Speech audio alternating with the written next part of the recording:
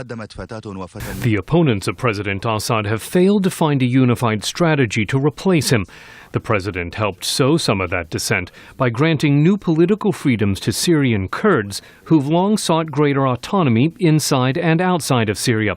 Malu Innocent is a Middle East analyst with the Cato Institute in Washington. This really put them on their heels, sort of said, well, should we continue our assistance to the rebellion, or should we actually sort of stick this out and see if Assad continues to hold on to power? Kurdish leaders have quit previous efforts to unite the Syrian opposition, saying there's not been adequate regard for their autonomy.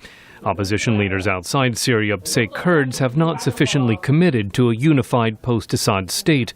Steve Heidemann, senior advisor for Middle East initiatives at the U.S. Institute of Peace. The relationship between the mainstream opposition leadership in exile and Syria's Kurds has been largely antagonistic and very, very tense. And that gets back to this question of this mutual lack of trust. U.S. State Department spokeswoman Victoria Nuland says the Obama administration encourages Assad opponents to include Kurdish colleagues. There are also a number of reports from inside Syria of some of the liberated areas where Kurdish populations and Sunni populations are working well together.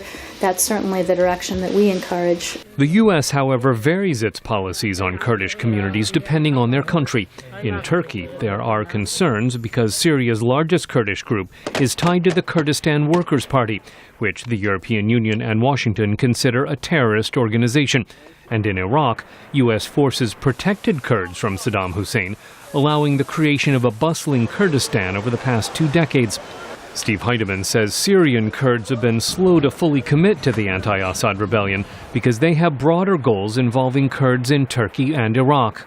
I don't think they intend to play the regime against the opposition, but they do feel that they have an opportunity to use this moment to try and advance some of their long-standing concerns that they don't feel either side has really responded to yet. The conflict is increasingly focused on Kurdish areas as fighting in northern Syria drives thousands of refugees into Turkey and Iraq. Scott Stearns, VOA News, the State Department.